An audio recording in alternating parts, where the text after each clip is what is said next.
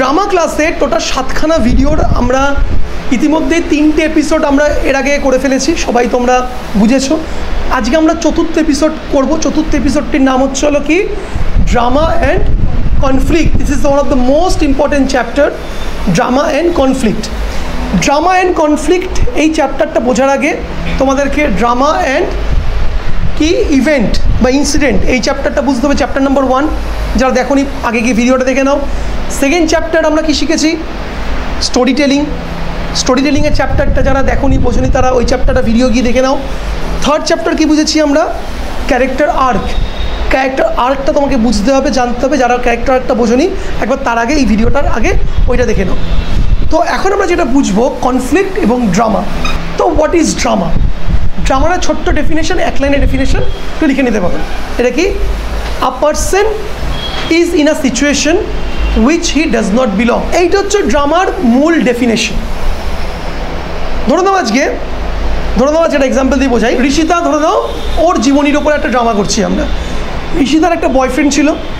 ঋষিতার বয়ফ্রেন্ডের স্বপ্ন ছিল মাউন্ট এভারেস্ট জয় করবে। এবার মাউন্ট এভারেস্ট জয় করার জন্য ও 2026 সাল 27 সালে ও যাবে।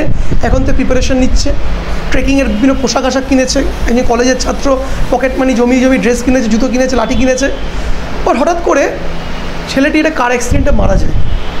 That's a tragedy. এবার ধরে নাও ঋষিতা সে তার বয়ফ্রেন্ডের স্বপ্নটা পূরণ করবে। এটা হচ্ছে ড্রামা, শুরু হচ্ছে।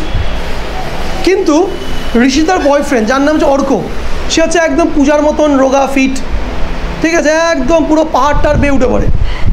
কিন্তু ঋষিতার ওজন হচ্ছে হলো 90 কেজি বা 100 কেজি। তো পাহাড়ে তো উঠতেই পারবে এই ওজন নিয়ে, 100 কেজি ওয়েট নিয়ে। তো কি আ person in a situation which he does not belong. তো ঋষিতার জন্য কি মাউন্ট এভারেস্ট কি ট্রেকিং কি? নো। তো ঋষিতার এই যে প্রথম চ্যালেঞ্জ আসলো, ঋষিতার কী হতে হবে? ওজন কমাতে হবে, মানে 100 কেজির থেকে ওকে 70 বা 65 কেজিতে আসতে হবে। That's a big challenge. Okay, আচ্ছা আরও চ্যালেঞ্জ নিয়ে আসি আমরা। ঋষিতার অ্যাস্তমার রয়েছে, একটু হাঁটাহাঁটি করলে ওর ফুসফুস নিতে লাগে। আরও চ্যালেঞ্জ বাড়িয়ে দিলাম। ঋষিতা ডাস্ট অ্যালার্জি রয়েছে, বেশি ঠান্ডা লাগলে ওর নাক ঠাক বন্ধ হয়ে যায়। আরও চ্যালেঞ্জ দিলাম। ঋষিতার বাবা মা কোনোভাবেই ওকে ছাড়বে না, একমাত্র মেয়ে। তো ঋষিতার লাইফে কতগুলো চ্যালেঞ্জেস হবে। তো Rishita is in a situation which she does not belong. এবার চোখ বন্ধ করে তোমার সবচেয়ে প্রিয় সিনেমাটার কথা কল্পনা করো, যে কোনো সিনেমা।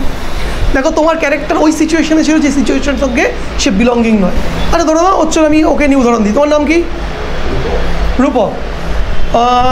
রূপকের বাড়ি কোথায়? একদম প্রপার, একদম মেন কলকাতার জন্ম যেখানে সেখানে থাকে। যাকে ধরো রূপক হচ্ছে গ্রামের ছেলে।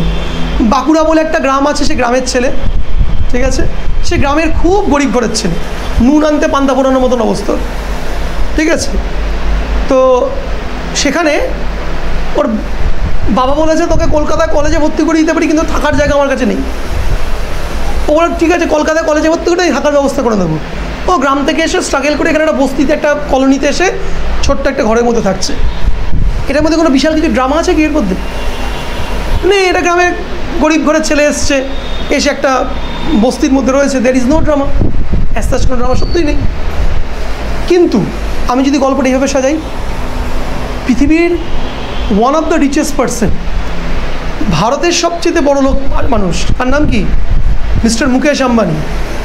সে গরিবদের দুঃখ কষ্ট বোঝার জন্য পৃথিবীর সবচেয়ে বড় বস্তি কোথায় সেটা? মুম্বাই, ধারাবি থেকে তার বউ এবং তার 2 ছেলেকে নিয়ে 7 দিন থাকবে ডিসাইড করেছে, গরিবদের কষ্ট বোঝার জন্য। ভাবো how such a great drama it is. ভিডিওটা করছে হচ্ছে চন্দ্রা কলকাতা থেকে দার্জিলিং যাবে। তো যাবে, আমরা কী করবো? It is not so much খুব ইন্টারেস্টিং লাগছে ব্যাপারটা, নর্মাল বিষয়। তো আমরা কী শিখেছি? ড্রামা মানে একটা মানুষ in a situation which he does not belong. এটার মধ্যে ড্রামা অ্যাড করবে এটাকে আমরা। আজকে ওর ভিডিও চন্দ্রার ক্যানিং থেকে দার্জিলিং যাওয়ার ভিডিও লোকে কেন দেখবে? ওয়াই? যদিও ভিডিওর মধ্যে সেই ড্রামা না থাকে। ড্রামা কীভাবে আসে? Through conflicts. আমি এই ড্রামাটা সাজাচ্ছি, মানে ভালো করে সবাই বুঝবে বা দেখবে। ও কীভাবে বলবে শুরু করলো। কলেজে সেকেন্ড ইয়ারে আমি পড়ি, আমার বয়স 20, কিন্তু আজ পর্যন্ত বাবা মাকে ছেড়ে আমি কোনোদিন যাইনি কোথাও। আমার স্কুলেও মা দিয়ে আসতো, বাবা একদম স্কুলের বাইরে দাঁড়িয়ে থাকতো। কলেজেও পারলে যায়, কিন্তু কলেজটা বাড়ি থেকে দূর বলে পেরে ওঠে না। কিন্তু কলেজে প্রথম দিন নিয়ে আসা দিয়ে আসা, এবং কলেজে কী করছি না করছি 50 বার মা ফোন করে, বাবা ফোন করে জিজ্ঞাসা করে। আমি প্রথম বন্ধুদের সঙ্গে বাবা মারকে ছাড়া আমি কলকাতায় নয়, কলকাতার বাইরে শৈলশহর দার্জিলিংয়ে যাব। আমার বাবাকে আমাকে পারমিশন দেবে? কনফ্লিক্ট ক্রিয়েট করলো। এবার কনফ্লিক্টে কী দেখাচ্ছে? বাবাকে কে বোঝাচ্ছে, বাবা বুঝছে না, বাবাকে কনভিন্স করছে, তো বাবা ফাইনালি কনভিন্সড হয়েছে। তো কনফ্লিক্ট উইন। সেকেন্ড কনফ্লিক্ট, বাবাকে বোঝাতে কনভিন্স করতে already I am too late.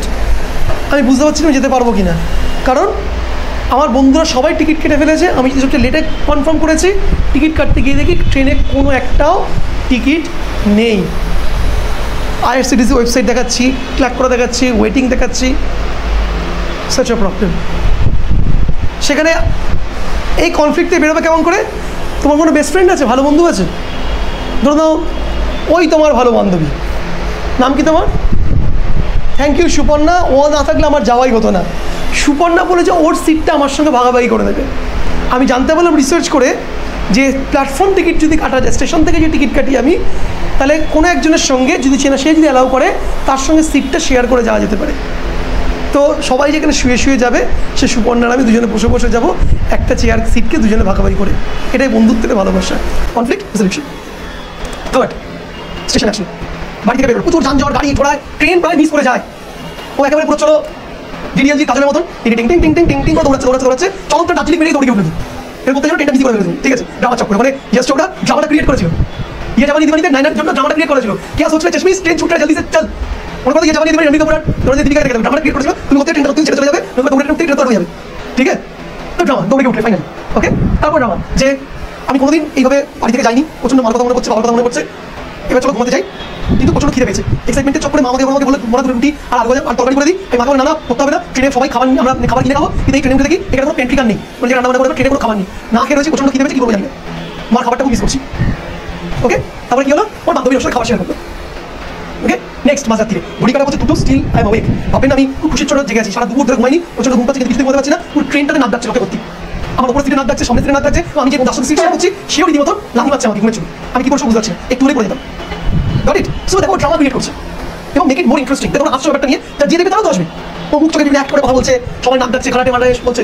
ওকে, তারপর অনেক রাত করে ঘুমতে করেছি, স্বপ্ন ছিল সকালবেলা ঘুমতে করে চা বাগান দেখতে চা খাবো, কিছু হবে না। আমার ঘুম থেকে লেট করে ফায়দা নিয়ে চব ট্রেনের লোকজনরা প্রত্যেকটা উইন্ডো সিট বুক। আমি দূর থেকে দেখতে পাচ্ছি ভেতরে মধ্যে জঙ্গল মতন হয়েছে, সেটাকে দেখে বলছে চা বাগান, পাহাড়টা ঠিকঠাক দেখতে পাচ্ছি ভিলেজ চক্করে। Another trauma and conflict. Conflict সেই কনফ্লিক্ট থেকে ওভারকাম করছে, কনফ্লিক্ট থেকে ওভারকাম করছে। ফাইনাল কনক্লুশন, পর্দাটা খুললে কাঞ্চনজঙ্ঘার ভিউ। প্রথম বাড়ি থেকে বেরিয়েছি প্রচণ্ড ভয়, প্রচণ্ড টেনশন নিয়ে।